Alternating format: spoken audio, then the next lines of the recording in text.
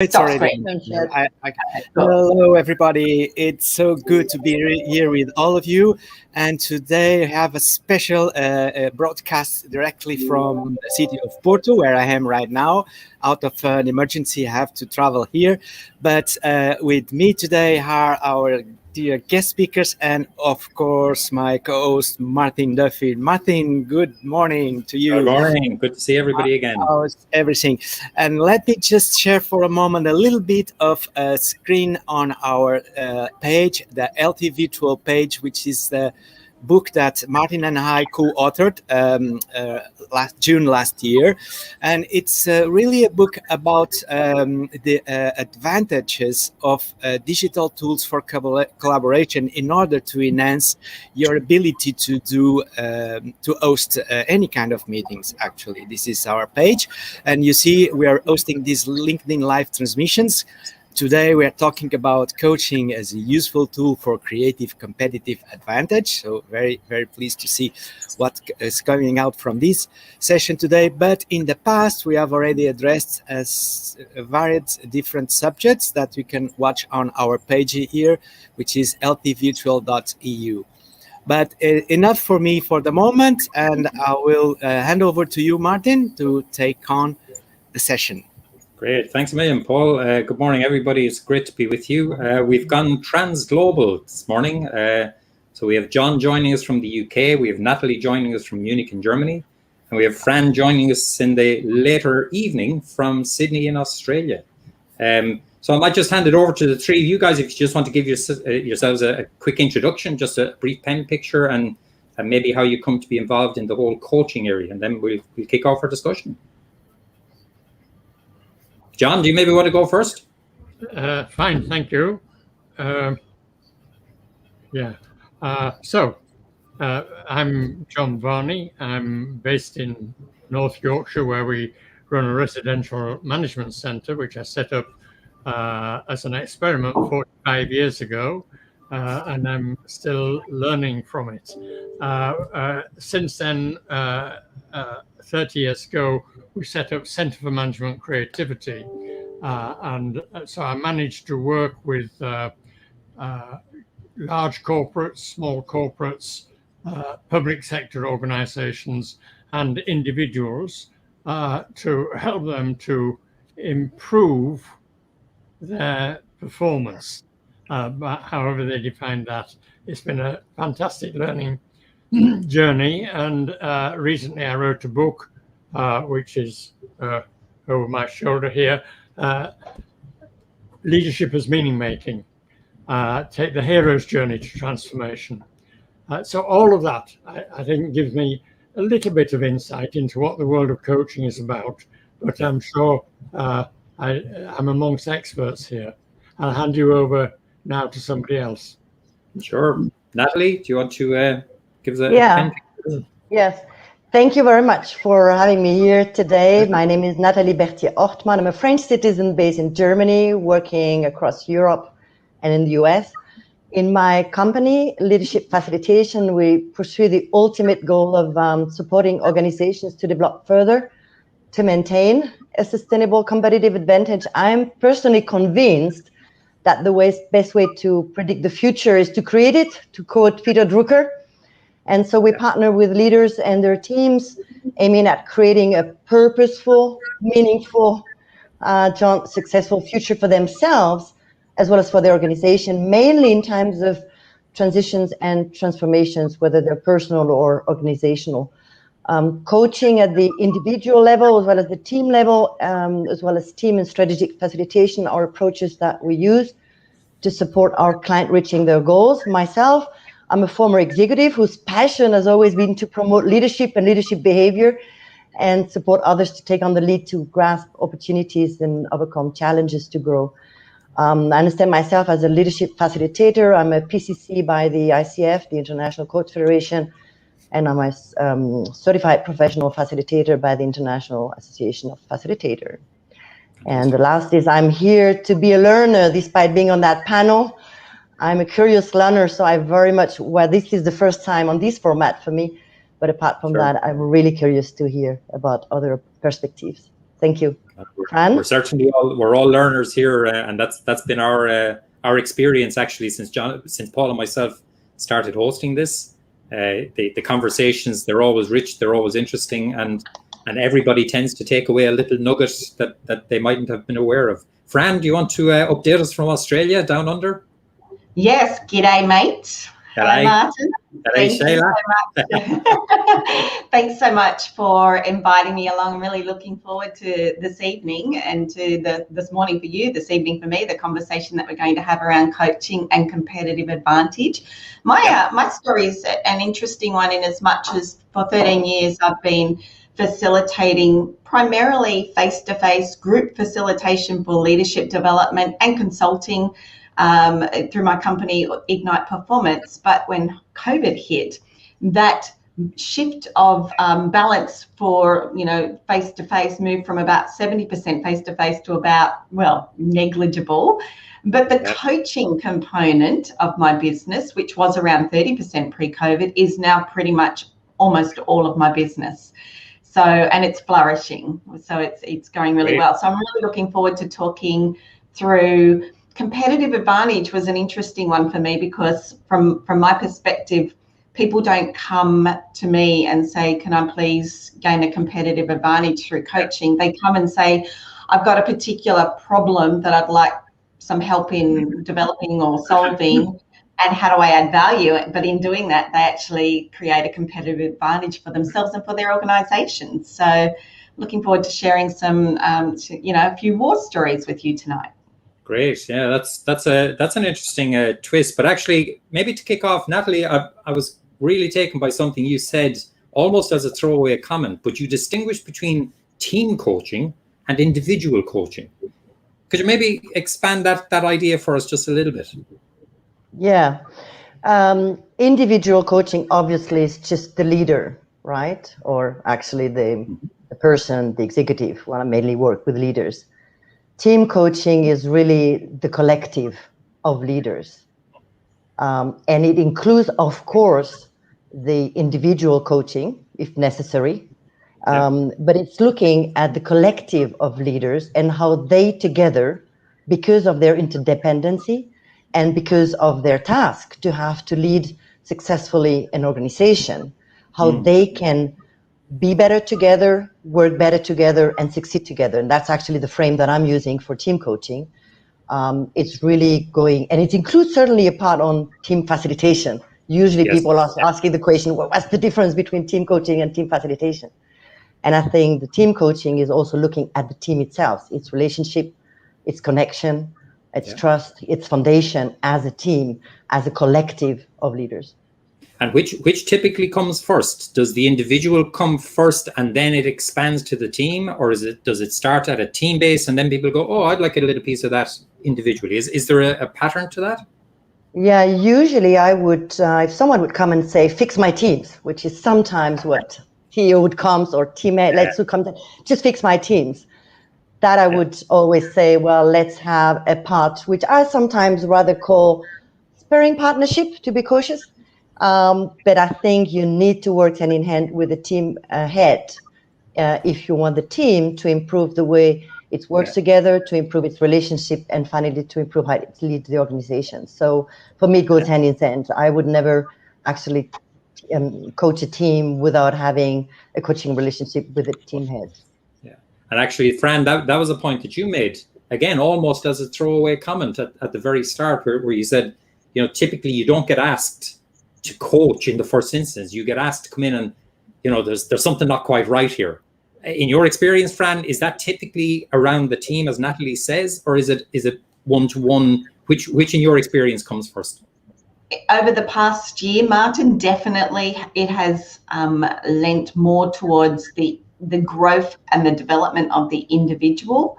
But having said that, that is the individual as part of the greater whole, if you like. So it's never in isolation, is it? Because the individual, particularly as a leader, has an impact on both their team, their key stakeholders, their partners, their clients, and ultimately, their manager and the achievement of the overall goals of the organisation. So it starts with the individual and ripples out.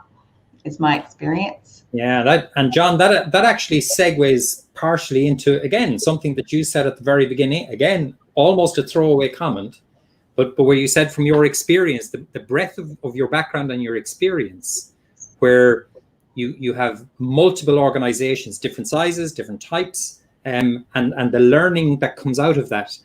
How does that background from your perspective feed into the coaching experience then? Well, to be quite frank, I'm not sure that coaching, I'm not sure that I understand coaching. Okay. Coaching, facilitation, people ask me, what do you do? And I have difficulty articulating. Am I a coach? Am I a facilitator? Am I a consultant? Am I a change agent? It's a combination of all of those. So yeah. The question is, what would you like me to be? What in this particular circumstance, what is appropriate? Yeah. So as Natalie says, sometimes you're working with the team as a whole, and then you realize that you need to be working at an individual level too.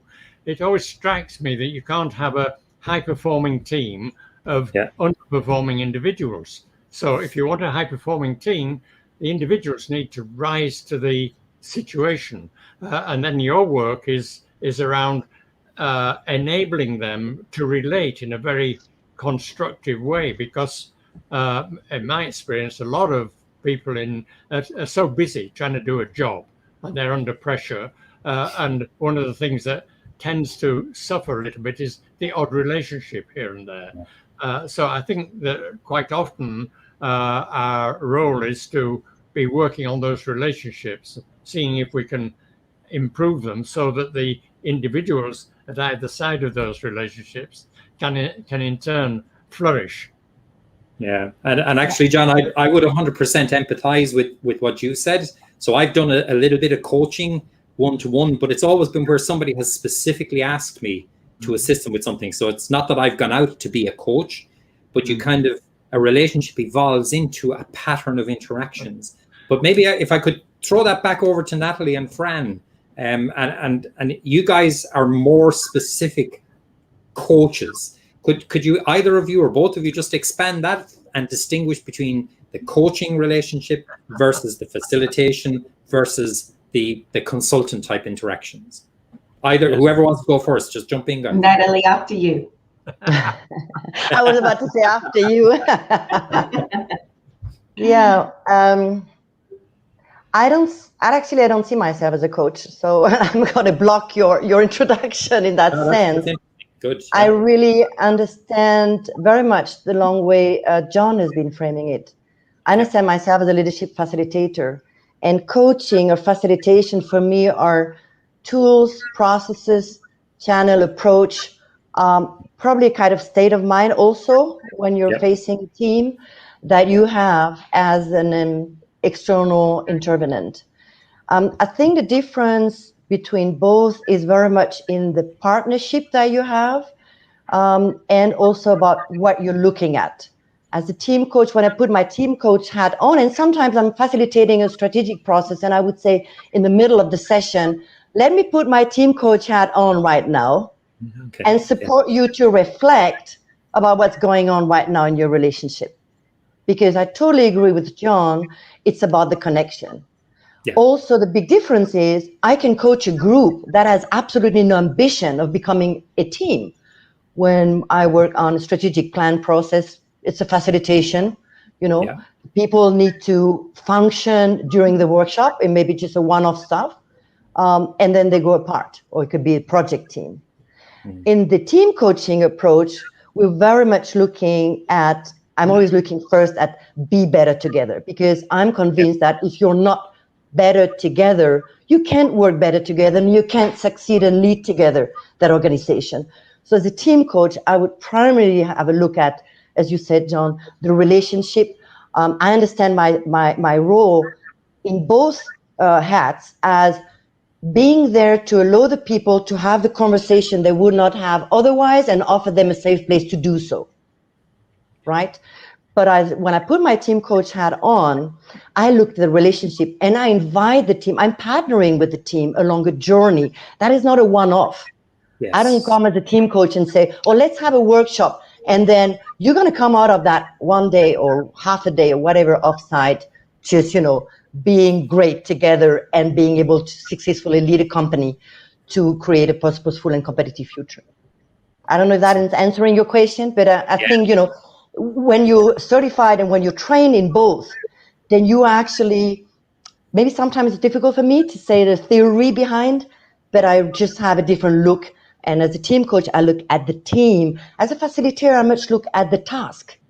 Yeah. But I work with the team as a team coach, at one point in time when we talk about succeed better together, I would have put my facilitator hat on and we're looking at the task in front of them as a collective. And that's the point. But I'm looking at how they function together for the long run to create a sustainable foundation for that team. Yeah. Fran, any thoughts on that? Yeah, in fact, it was interesting because I was listening to Natalie and thinking about one of my clients who often asks me, can I please have some coaching and consulting with you? And for me, it's a very clear distinction between facilitation, if we talk about group facilitation versus coaching versus consulting. And the differences for me are these. Group facilitation is do with you one to a group. Yep. Coaching is do with you one-on-one, and consulting is do for you. So as an example of that particular client, she's a CEO of a large organization and just simply doesn't have a lot of time. So she and I do what she calls coaching, which is to talk through, a presentation to the board. And then at the end of that defined period, she'll say, great, now you've got the information. Can you go and produce it for me? So it's a do for you, if you like.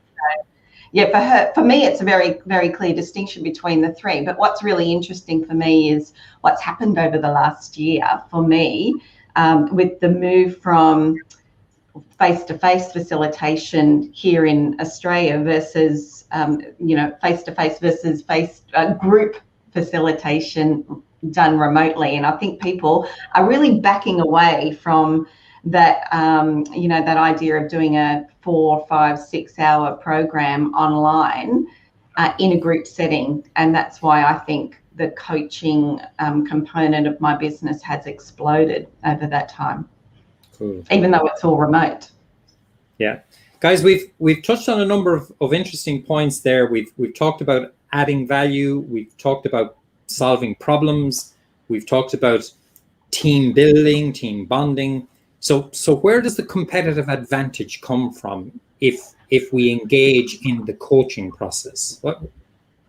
How do we translate all of this into competitive advantage? Can I come in? Sure, John. Yeah, sure. Because I have some query about this idea of competitive advantage. Is that really the purpose of coaching, facilitation, and consulting? Sometimes it might be, excuse me, but not always. And it seems to me there's a big question. Am I helping people to do well in the world as they find it, or am I there to help them find a better world? And it's never cut and dried, and perhaps it oscillates between the two. So doing well in the world as they find it might be to do with competitive advantage, whereas because they're trying to elbow their way past their competitors.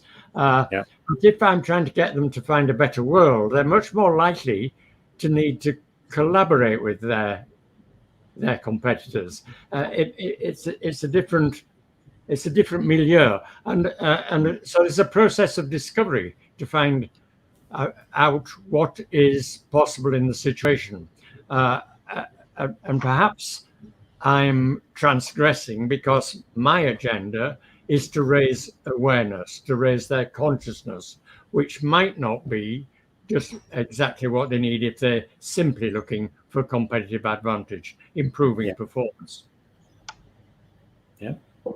Interesting thoughts. Comments on that, guys? Yeah, So if I could jump in. Sorry, Natalie, did I cut you you're off? okay. Go ahead. If I could jump in, I guess two comments around coaching as a competitive advantage. People don't ask for coaching; they ask really for results. They want the outcome of the coaching, so they may not talk about competitive advantage, and they may not even be thinking that that's what they'll get as an outcome. Typically, for my clients, they come with a particular challenge that they're facing or a development opportunity right that very second. It might be that they're having a crisis of confidence in terms of their ability to deal with individuals or lead their teams or manage their stakeholders, for instance. So it's about adding value, but in doing so, you hope that you're able to help get them the results, and at the end of the day, that gives them a competitive advantage in my mind. Natalie, would that be your experience of it? Yeah, I've been thinking about the topic of competitive advantage. So I was through today, and I was thinking, well, what is competitive advantage really? Is that it is to outperform the enemy, or the rivals? Is kind of like brutal way of looking at it. Mm-hmm. I understand it much more from a perspective of sustainability of an organization. And I think COVID have put that topic of sustainability very much up front, because for some companies, maybe many in some countries, it has been about survival. Yeah. It has been about how can I transform quick enough my internal processes, keep my people healthy, keep myself resilient as a leader. How can I transform to be able to install remote processes, keep on serving my customers, replace the dialogue that used to be face-to-face? So is that competitive advantage when you manage to survive? Probably. And so for me, actually, the question is always much more the sustainability of an organization. I'm working with organizations who, for example, are starting to redefine their business model. They've been maybe much more into development, and they're starting to think themselves of a more commercial organization, or they are expanding, they are working post M&A. And so, yes, they're looking for competitive advantage, but I would say they're looking really to transform themselves to meet or to define for themselves a purposeful future, and a sustainable future. And indirectly, kind of, when you are set up for a sustainable future, it means you've managed to survive in your market. So in a way, you've developed a kind of competitive advantage. So that is the way I would look at it. Much more from a sustainability of the organization. Yeah, that's kind of reinforcing John's point, isn't it? That it's about an emerging outcome from a possibly uncertain journey. So you can start on a consulting assignment, a coaching assignment, a leadership development assignment, but you're not quite clear what the final outcome is going to be. And the competitive advantage piece, again, I think you raise a really interesting point, Natalie, as to what does competitive advantage mean? John, you raised the same point. And I'm really taken by the idea that it's about sustainability as opposed to just beating the opposition. I think there's something else, Martin. What comes out of the process isn't necessarily predictable. In other words, it's emergent. You're working with a group of very highly capable people, and you're enhancing that capability. You're increasing their awareness, their sensitivity. You're tuning them in. And so I guess there are some musical metaphors here. You don't know what the sound is going to be when you've finished tuning that instrument. It's an emergent quality, and then that's very exciting, I think. So you can't really put it in a little box labeled competitive advantages. It's much more subtle and much more powerful, it seems to me, than that. Yeah, and there's I suppose, Natalie, I'm going to make, or sorry, Fran, I'm going to refer to you now, because we did ask you to do a little bit of preparation work on the whole measurement of outcomes of the coaching thing. And it partly goes back to a point, John, that you made at the outset. You know, a little bit uncertain as to what is this coaching stuff? What does it do? How do we know that it actually does anything? So, Fran, could I hand over to you, give you the floor for a few minutes, and you might take us through some of the material that you've prepared on that. Yeah, Martin, it's interesting because when we talk about coaching as a competitive advantage, I think there's there's two camps to that, and one is the value you bring to a client to enable them to create a competitive advantage. And Natalie, I take your point, that competitive advantage might be actually just surviving in business. That actually might be the competitive advantage. So I think that's one avenue to consider coaching as a competitive advantage. But the second part of coaching as a competitive advantage is actually from the coach's perspective to help develop a thriving service or a thriving business, because there are many brilliant coaches out there getting great results for their clients, but if you can't prove growth and if you can't show and demonstrate the value that you add,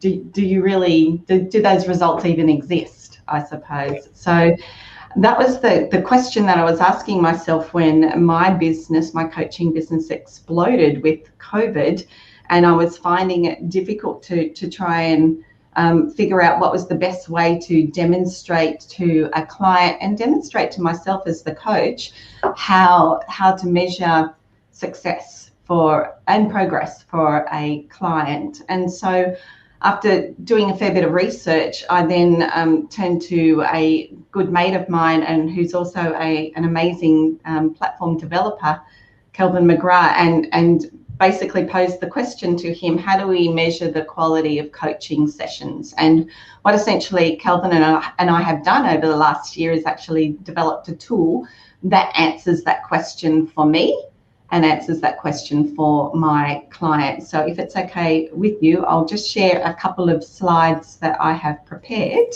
Sure.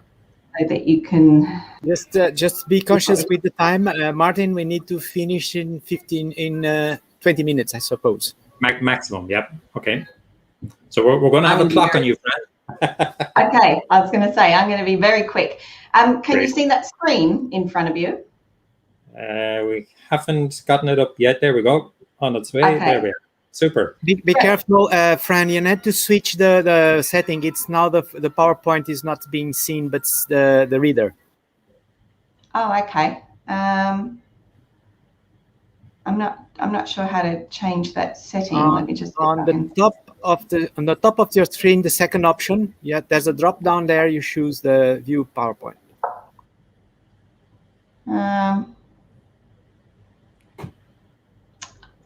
It's not showing. I can't really see that view PowerPoint. Sorry. Is it okay if I just talk through it then? Do you want me to just talk through it instead? Yeah, it's fine, but I mean, I think we can view here in the room. Not sure if our viewers are able to see the details of the presentation. That's just it. But you're supposed to have a switch option there. Yeah. Is that under display settings, Paul? Correct. Correct. No, I've just had a message that says others can see the presentation. So. Yeah, but maybe not the one you like. Yeah. Okay, right. Look, it just doesn't. I'm just pressing the view screen. It's probably because it was a screen presentation. I'm not sure, but it's not seeming to allow me to move. So, do you just want me to talk through it then, Paul? Yeah, please go on. We will listen to you. Yeah. Yeah. Okay. We can still see it, Fran. So we're doing okay. We can still see it. Okay, no problem. All right. So essentially, it's a very simple tool, and what exactly happens is that you simply ask your client to complete a quick survey at the end of each session, which measures progress, intention to apply, and satisfaction with the session. And then in a 24-hour period, both of you get the summary of those results. And this is actually a client of mine who generously, and I believe she is actually online somewhere tonight, Nettie Burns, who actually allowed me to share with you the results of our coaching that we did together. So essentially you can see both the individual session results, but then it gives you a trend line over time. And for me, that's from a sort of a competitive advantage point of view. That then enables me to share with Nettie how we're progressing, but also share with Nettie's manager, and be very transparent about Nettie's growth and development and opportunities where she may need to, we may need to change tax. So we've got, those options there. And if I just can go on to the next slide. None of that's working. I don't know why, but anyway, let me just see if I can move it along. No, not having any luck. So if I can just share with you what happens, some of the other graphs that we are able to choose as part of this, essentially what the... Sorry, Frank, if I can just interrupt you there. Paul, I'll share my screen with you if that's okay. Okay, please do that. And I'll try and call up... I'll see if I can call up... we should have these as a backup in our desktops, and we can share it from other... Okay. Oh, can you I got your... Yes. You got it there, Paul? Okay. Yeah, can you amplify a little bit so we can... our viewers can see the screen? Can zoom in a little bit more? Technology is a wonderful thing when it works, guys, isn't it? Oh, yeah. Always. How are we doing there, Fran? What normally fails are the humans. Okay, Fran, you're okay with that, are you? Yeah, that's fine. So that's the first screen. And the second one that you've just pulled up there, PortMartin, is really just the ability for the coach to dynamically change the themes as they come alive. So as an example for Nettie, this is Nettie's profile. We actually started with more around some themes around her career and her next steps. And then during our sessions, we changed the focus. And so I was able to dynamically change that, which means we're able to assess on the spot. So it's a really good tool that allows you as a coach to be agile and allows you to reflect what's actually happening in a session. And Martin, if we can go to the next slide. Next slide there. This is a lovely screen, because what it does is effectively reflect the conversations that we would have put in free-form text at the end of the survey about that session and what happened in that session. And then, of course, what happens, the artificial intelligence built into the tool then enables you to show your client where your major focus is through a word cloud, so that those words obviously are a reflection of all of our sessions, but it also has a tone analyzer included as well. So it overlays the emotion of the sentiment of the text. And so you can talk to your client about how they're feeling as they're writing down their responses, and whether there's any problems. Right now, Nettie's looking pretty confident, but of course there was a time when she was tentative, and that would be a trigger for a conversation around that. Yep. And so the second last slide is really just to show you from a coach's point of view, and I think this is the competitive advantage. The coach gets an entire portal, and I find this a really useful tool as a coach, because when you're coaching 15 or 20 different individuals over a week, and you need to know exactly where they're up to and what the focus is that particular week, having a portal that shows all of your coaching information, all of your previous history, all of your conversations in the one-stop shop is just brilliant, and it's a really big time saver. But also from a professional point of view, it makes you look, like you're really on the ball as a coach. Yeah. And the final screen is really just a reflection of how this links back into the decision maker. So the person who usually is the one that has asked for the coaching for their team member. And in this instance, this went to Nettie's manager, and it just basically shows a lot of the same data of Nettie's progress And the comment from her manager about this tool, I think this is valuable, gives a clear picture of progress. So if I could, come back around to how does this create a competitive advantage, I think it allows a coach to dynamically be agile, to be flexible, to be able to pivot sessions as they need, but also then to show results both to the client and to the client's manager, the coachee's manager, and be very transparent about progress and success. So I'm finding it a really good tool. Yeah, great stuff. Well, I know before this session, I know that John and Natalie, as far as I'm aware, neither of you had actually encountered meeting quality before. I have to declare an interest in this because I've worked with Kelvin McGrath over the last 3.5, 4 years, not on the coaching piece, but on a number of other modules in meeting quality, and the same basic principles apply. So you do very small slices, like that survey, Fran, you talked about. It's only 3 or 4 questions, isn't it? It's only 45 seconds. It's real. But when you measure it all over time, you start seeing the trends. And that's, to me, that's where you start seeing value. John and Natalie, questions, comments, reactions, what do you think? Okay, I'm going to go first. What I actually most like about the tools you presented and share, Fran, is the reflection on the conversation with the help of artificial intelligence. I think that's really, really something interesting. Absolutely. Apart from that, I'm going a very different stand, and I'm going to be provocative there. I do not need to demonstrate to the client their progress and success because they know much better than I do, first. Secondly, in the very early phases of my coaching career, I had some very interesting surprises where after a coaching a session, I felt, oh, there was a major shift. And then the next session, when we reflect about what's happened between the sessions, the client came up with different shifts or with the different aha or different insights. So for me, when I'm looking at measuring the return on investment, I don't see any need for myself, because I think the person who is measuring the success of a coaching contract is the client, and it's his or her stakeholders. Yep. So this is why, for me, it implies in my coaching intake 2 very important points. The first one is you need to do a thorough coaching intakes about the whys and the whys nows, and not only define smart objectives, but also be able to have a conversation and take the time to explore what does that mean. So it's not about improved communications. It's how does that feel? What do you start saying? What do you stop saying? Who is going to see that? Who is going to measure that?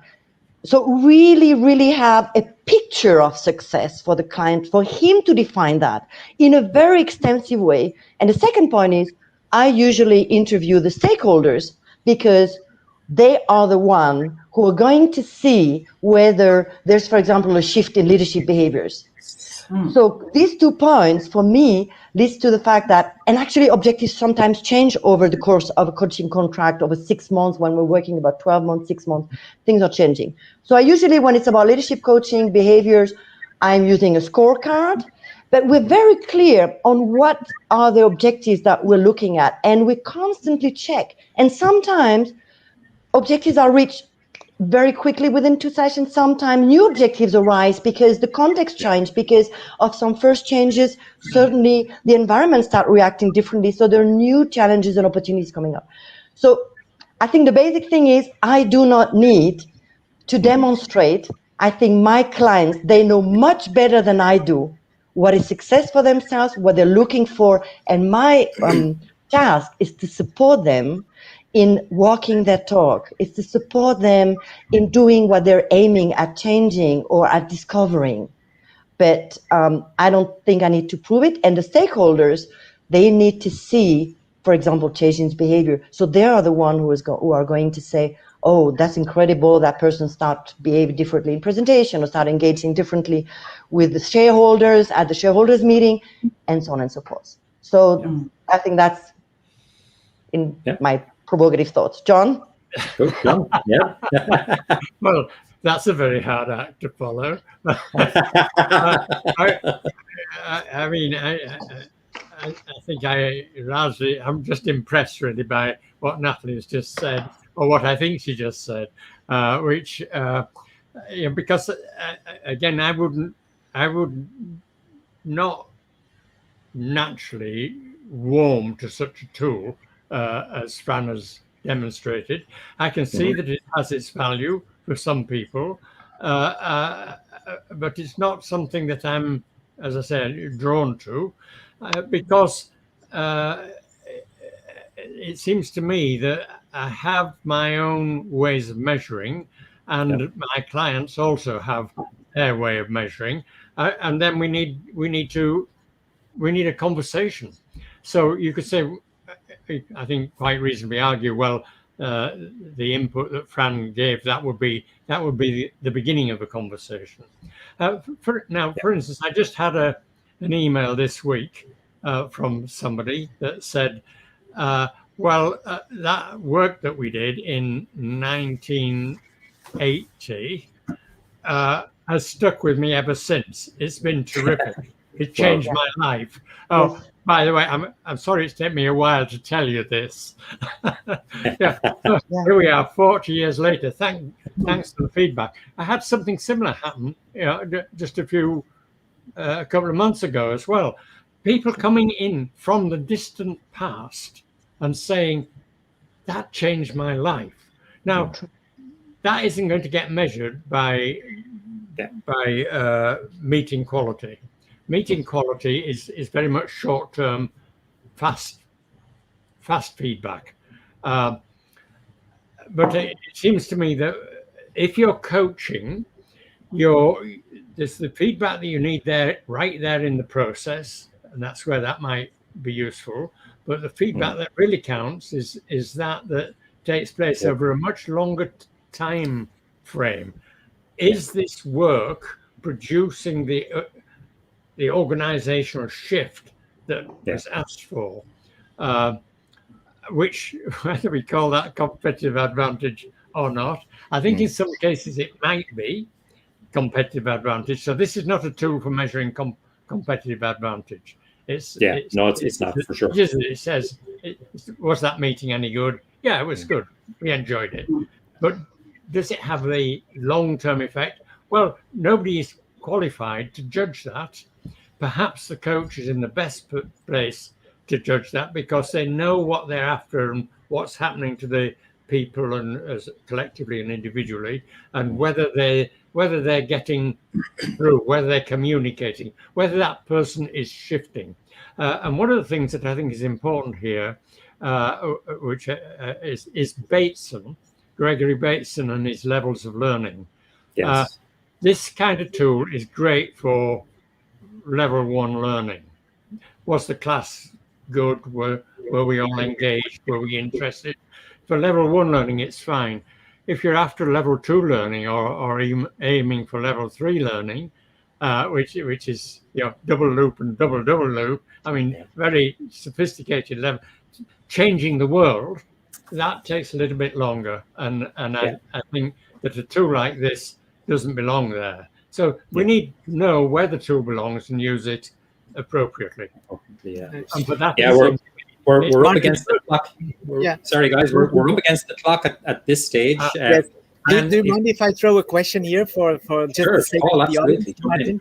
I've been quiet and enjoying the show so far, but I'm now in the place, in the skin of the CEO of a mid-sized to large company, and wonder, is hiring coaches for my key staff a competitive advantage for my organization? I'll throw that in the circle. Good question. No question. Yes. Yes, because you're going to improve their performance. You take the risk that they might quit and go and work for somebody else. But as they like you and you're spending money on them, you're going to improve their performance. You're going to make them happier. Their life is going to be better. So I think you should spend the money on the coaching. Yeah. No question. I think that's no question, because by helping leaders to be better leaders, by helping leadership teams to be better leadership teams, you are definitely setting yourself up for meeting future challenges and opportunities in your market. So yes, definitely. Great.